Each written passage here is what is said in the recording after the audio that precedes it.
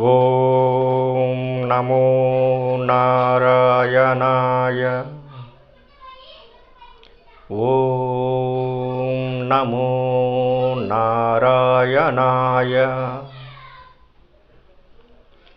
ఓం నమో నారాయణాయ.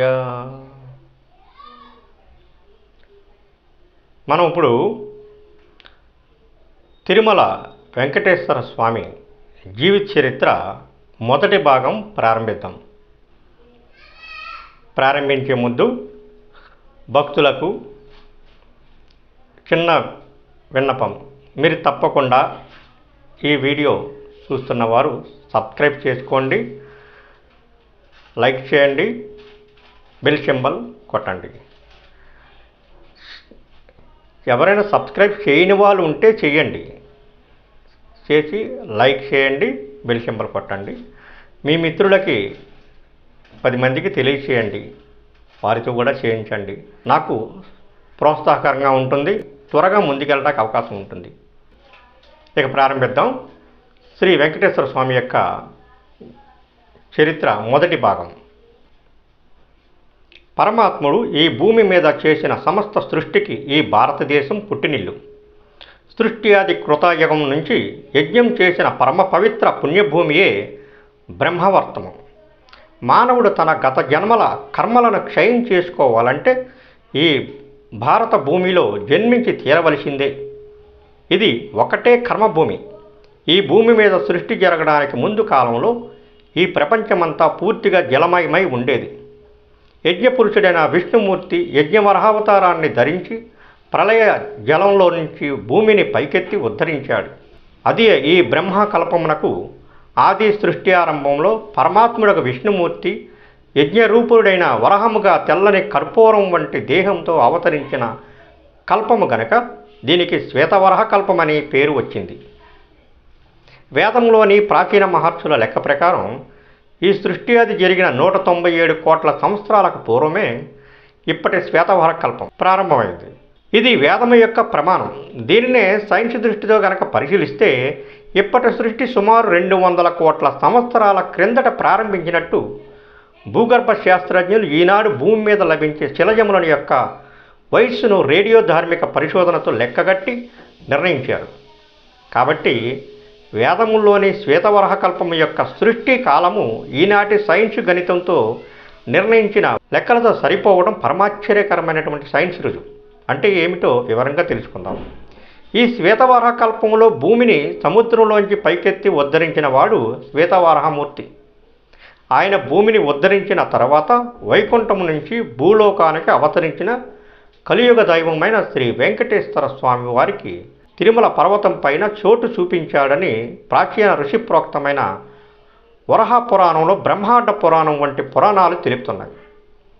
వేదములు పురాణ శాస్త్రాల ప్రకారం ఇప్పటి ఈ సృష్టి పేరు శ్వేతవరహ కల్పం.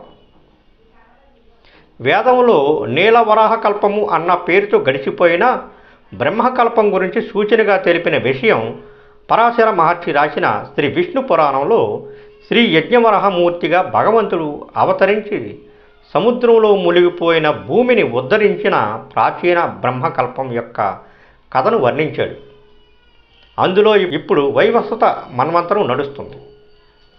ఇదే విషయం ప్రతి వేద పండితుడు చెప్పే మహాసంకల్పంలో నిత్యము అస్య శ్రీ మహావిష్ణురాజ్ఞాయ ప్రవర్తమానాస్య బ్రహ్మాణ ద్వితీయ పరార్ధే శ్వేతవరహకల్పే అని మంత్రోచ్చరణ చేసే ముందు ఈనాడు జరుగుతున్న 60 సంవత్సరాల్లో జరిగే సంవత్సరం యొక్క పేరు, తిథి, వార, నక్షత్రాల దాకా సంకల్పంలో చెప్తారు. ఇదే ఇప్పటి సృష్టికల్పమైన ఆ శ్వేతవరహ కల్పం. అయితే ఈనాడు ఇంగ్లీష్ చదువులే చదువుకున్న మనలో చాలామందికి బ్రహ్మకల్పం అంటే ఏమిటో పూర్తిగా అర్థం కాదు. ఇప్పుడు నడుస్తున్న కాలం పేరు కలియుగం. ఈ కలియుగం ప్రారంభించింది శ్రీకృష్ణ భగవానుడు సరిగ్గా ఏ రోజైతే తన శరీరాన్ని విడిచిపెట్టి వైకుంఠాన్ని చేరుకున్నాడో సరిగ్గా అదే రోజు నుంచి ఈనాటి మన కలియుగం ప్రారంభించింది. అది మన పంచాంగాల లెక్క ప్రకారం స్వస్తి స్త్రీ ప్రమదినామ సంవత్సరం 18వ తారీఖు ఫిబ్రవరి 3102 BC అశ్విని నక్షత్రం చైత్రశుద్ధ పాడ్యమి శుక్రవారం నాటి అర్ధరాత్రి 2:27:30 సరిగ్గా ప్రారంభించింది. ఇంత ఖచ్చితంగా ఈ కలియుగం ప్రారంభించిన టైం గుర్తించడం కారణం సరిగ్గా అదే సమయానికి ఆకాశంలో రాశి చక్రంలో అన్ని గ్రహాలు కలిసి మేషరాశి ప్రారంభంలో చోటు చేసుకుని ఉన్నాయి. ఇలా కలియుగానికి ముందు మొత్తం 4 యుగాలు గడిచాయి. అంటే అవి కృతయుగం, త్రేతాయుగం, ద్వాపరయుగం, కలియుగం అన్న 4 యుగాలు గడిచిపోయాయి. ఇలా 4 యుగాలు కలిస్తే ఏర్పడే కాలాన్ని ఒక మహాయుగం అంటారు. ఇప్పుడు అలాంటి 27 మహాయుగాలు గడిచిపోయి 28వ మహాయుగంలో ఆఖరి యుగంలో నడుస్తుంది. ఇలా 27 మహాయుగాల కాలం కలిస్తే దానినే ఒక మన్వంతరం అంటారు. ఇప్పుడు నడుస్తున్న మన్వంతరం పేరు వైవస్వత మన్వంతరం. ఇది 7వ మన్వంతరం.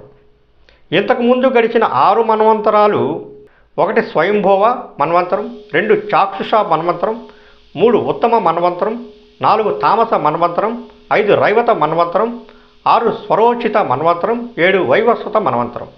ఇది ఇప్పుడు వర్తమానంలో ఉంది. ఇంకా ఇలాగే 7 మన్వంతరాలు నడిస్తే మొత్తం 14 మన్వంతరాల కాలం ఒక బ్రహ్మకల్ప దినకల్పం అని చెప్పబడుతుంది.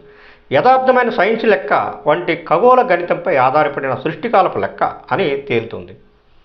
ఈనాటి భూగర్భ శాస్త్రజ్ఞులు భూమి మీద ప్రాచీన శిలల యొక్క వయస్సును బట్టి పర్వతాలు, సముద్రాలు ఏర్పడ్డ కాలాన్ని లెక్కించి ఇప్పటికీ 200 బిలియన్ సంవత్సరాల నుంచి ఈ సృష్టి ప్రారంభమై ఉండవచ్చని సైన్సుపరమైన లెక్కలతో తేల్చారు. ఇలా వేదాల్లోని శ్వేతవరాహ కల్పం లెక్కలతో ఈనాటి భూగర్భ శాస్త్రం, జియాలజీ సైంటిస్టులు లెక్కలు కూడా చాలా సరిగ్గా సరిపోవడం చూస్తే చాలా ఆశ్చర్యం వేస్తుంది. ఈనాడు తిరుపతి యాత్రకు వెళ్ళేవారు శ్రీవారి ఆలయం వెనక భాగాన కనిపించే శిలాతోరణం సైన్సు పరమైనటువంటి గొప్ప ఆశ్చర్యం. ఈ శిలాతోరణం వయస్సు 200 బిలియన్ల సంవత్సరాల నాటిదని ఇటీవలనే భూగర్భ శాస్త్రజ్ఞులు ఈ శిలాతోరణంలోని రాళ్లను పరిశీలించి అక్కడ ఒక బోర్డును కూడా తగిలించారు. దీని ప్రకారం ఈ శిలాతోరణం 200 బిలియన్ల ఏళ్ల నాటిదని రాసింది స్పష్టంగా చూడవచ్చు. ఈ శిలాతోరణం ప్రాముఖ్యతను వరహస్వామి గుడిలో వెలసిన జ్ఞానవరహుడు లేక శ్వేతవరహుడు శ్రీవారి ఆలయానికి ఈశాన్యంగా శ్వేతవరాహ కల్పం నుంచి అవతరించి ఉన్నారు. అంటే శ్వేతవరహస్వామి వారి విగ్రహం వరహకల్పం నాటిదని వేదవ్యాస మహర్షి వ్రాసిన వరహ పురాణంలో చెప్తున్న ప్రమాణ వాక్యాలను ఈనాటి సైన్స్ అయిన జియాలజీ ఖచ్చితంగా రుజువు చేస్తున్నది. మన పురాణాలని సైన్స్ దృష్టితో కనుక విశ్లేషిస్తే ఇంకా ఎన్నో నిజాలు మన ప్రాచీన హిందూ శాస్త్రాలు, వేదాల్లోనివి యథార్థమైన సత్యాలను రుజువు అవుతాయి. ఓం నమో నారాయణాయ.